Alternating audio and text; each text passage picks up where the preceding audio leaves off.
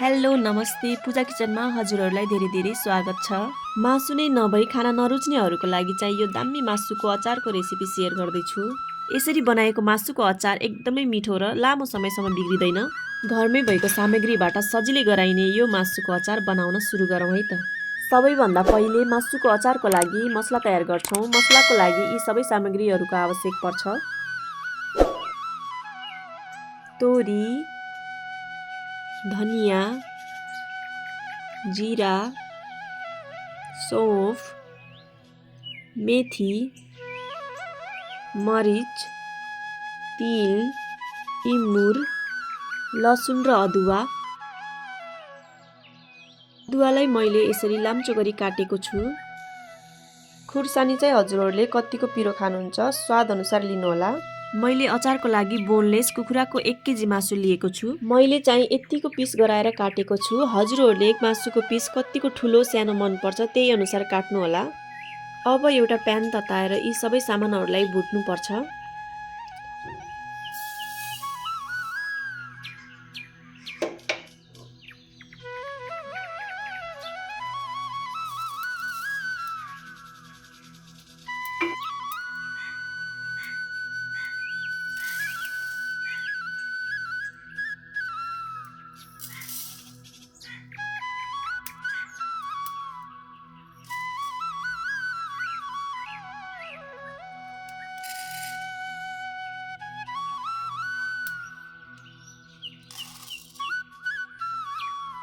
सबै सामान राखिसकेपछि यसलाई मजाले एकछिन चलाउने।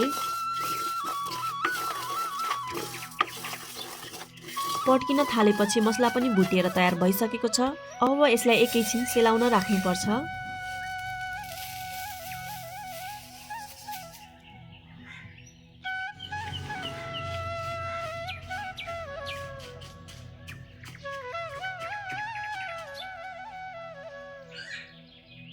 फेरि त्यही प्यानमा खुर्सानीलाई पनि भुट्ने।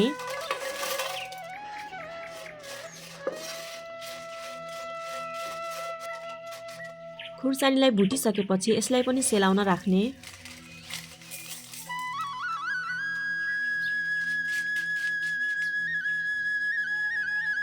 मसला सेलाइसकेपछि एउटा मिक्सरमा राखेर पिस्नुपर्छ। धेरै मसिनो गर्नु पर्दैन।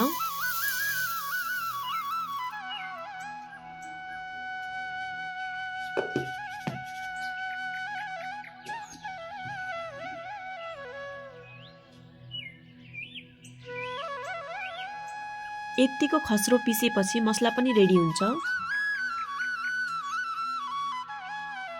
फेरि त्यही भाँडामा खुर्सानीलाई पनि पिस्ने।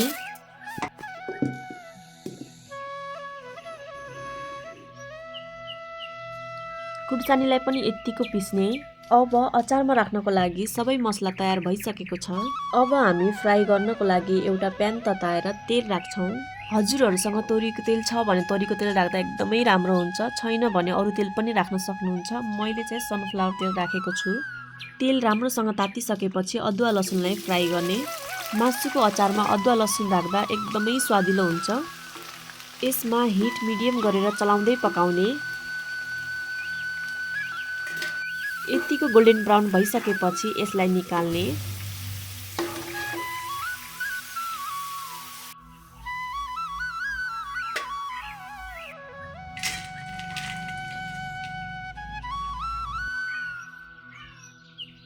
फेरि त्यही तेलमा कुखुराको मासुलाई पनि फ्राई गर्ने।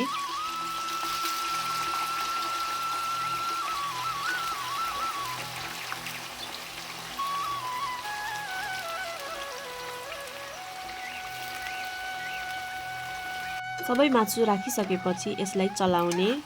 मासुलाई बेला बेला मजाले चलाउँदै फ्राई गर्नुपर्छ।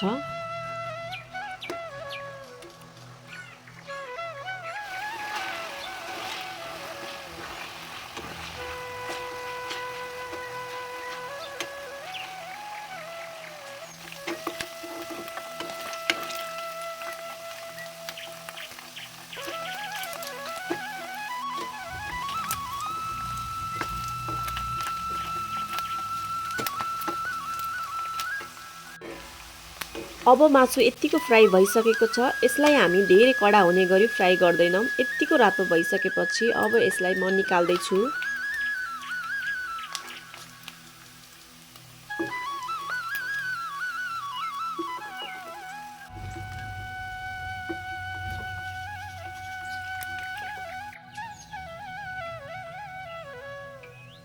मासु निकालिसकेपछि त्यही तेलमा हामी तिल राख्छौँ।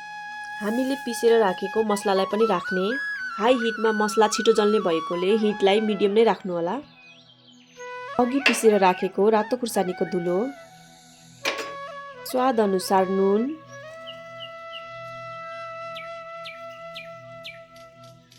अब यसलाई एकछिन मजाले चलाउँदै पकाउने।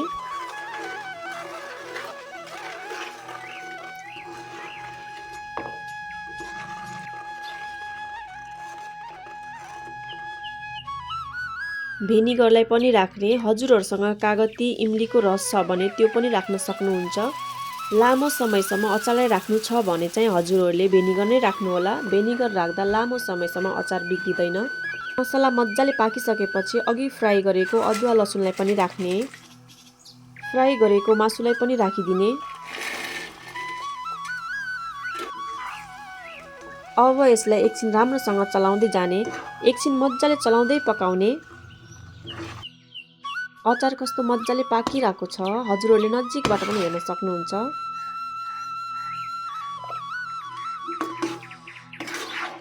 अचारलाई राम्रोसँग चलाएपछि अचार पनि पाकिसकेको छ। अब ग्यासको फ्लेमलाई बन्द गरिदिने। अब यसलाई एकपटक राम्रोसँग मजाले मिक्स गरेपछि अचार पनि खानको लागि रेडी भइसकेको छ।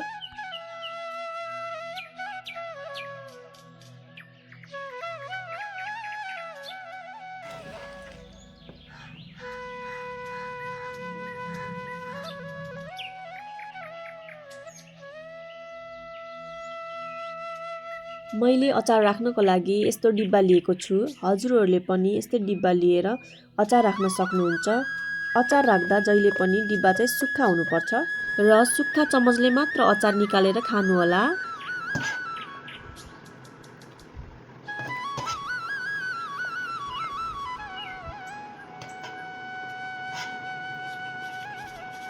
अचार राखिसकेपछि डिब्बाको भिरको चाहिँ एकदम टाइट गरी राख्नुपर्छ। म चाहिँ हजुरहरूलाई खाएर पनि देखाउँछु कतिको मिठो छ, हेर्न सक्नुहुन्छ। एकदमै मिठो हो। हजुरहरूले पनि भिडियो हेरेर यस्तै मिठो अचार बनाएर घरमै खान सक्नुहुन्छ। मेरो युट्युब च्यानललाई हजुरहरूले सब्सक्राइब गर्नुभएको छैन भने प्लिज सब्सक्राइब गरिदिनु होला र मेरो भिडियो कस्तो लाग्छ हजुरहरूलाई लाइक कमेन्ट पनि गरिदिनु होला। म फेरि अर्को नयाँ रेसिपी लिएर आउनेछु। हस्त धन्यवाद। By by.